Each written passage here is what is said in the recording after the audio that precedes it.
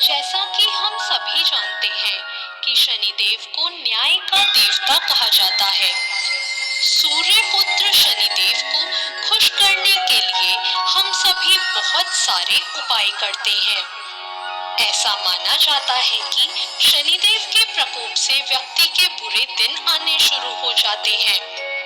लेकिन क्या आप जानते हैं कि शनिदेव हनुमान जी के भक्तों को कभी नहीं सताते? अब मैं आपको इसकी वजह बताती हूँ।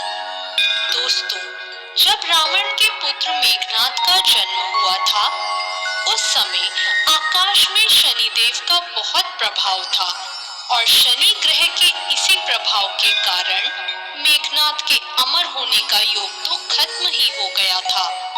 यह बात जानकर रावण को गुस्सा आ गया। रावण बहुत बड़ा योगी था। गुस्से से भरे रावण ने अपने योग के बल पर शनिदेव को लंका में कैद कर लिया। त्रेता युग में जब मां सीता को श्री राम के द्वारा भेजी हुई अंगूठी देने के लिए हनुमान जी लंका गए, तो वहां उन्होंने शनिदेव को एक बंधक के रूप में कैद हुए देखा।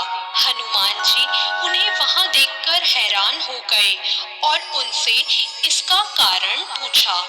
शनिदेव ने उन्हें बताया, मैं शनिदेव हूँ। रावण ने अपने योग बल से मुझे कैद कर रखा है। शनिदेव ने हनुमान जी से तब उन्हें छुड़ाने का आग्रह किया। इसके बाद जब हनुमान जी ने शनिदेव को रावण से मुक्ति दिला दी, तो इस पर शनिदेव ने खुश होकर हनुमान जी से वर मांगने को कहा। तब हनुमान जी ने कहा कि कलयुग में जो भी मेरा भक्त होगा और मेरी आराधना करेगा, आप उसे कभी भी अशुभ फल नहीं देंगे। तभी से शनिवार को हनुमान जी की भी पूजा की जाती है और सभी हनुमान भक्तों पर शनिदेव की कृपा बनी रहती है। कहा जाता है कि लंका से प्रस्थान करते वक्त शनिदेव ने लंका की तरफ अपनी वक्र दृष्टि डाली थी, जिसी का कारण था कि रावण और उसके पूरे कुल का अंत में नाश हो गया। इसके अलावा एक और रोचक कथा भी है। एक बार हनुमान जी अपने प्रभु श्री राम का स्मरण कर रहे थे। उस वक्त शनिदेव वहां आ गए और कहने लगे कि अब कलयुग प्रारंभ हो गया है। इस युग में आपका शरीर दुर्बल है और मेरा शरीर बलवान हो गया है और अब मैं आपके शरीर पर साढ़े साथी बनकर आ रहा हूँ। शनिदेव को बिल्कुल एहसास नहीं था कि हनुमान रघुवीर के परम भक्त थे और उनके शरीर पर किसी प्रकार की दशा का कोई भी प्रभाव नहीं पड़ सकता। हनुमान जी ने शनिदेव से कहा कि आप मुझे मेरे प्रभु श्री राम का स्मरण करने दें। मेरे शरीर और मेरी आत्मा पर मेरे प्रभु श्री राम के अलावा और कोई नहीं आ सकता। मेरे शरीर और मेरी आत्मा पर प्रभु श्री राम का ही वास है। मगर शनिदेव नहीं माने।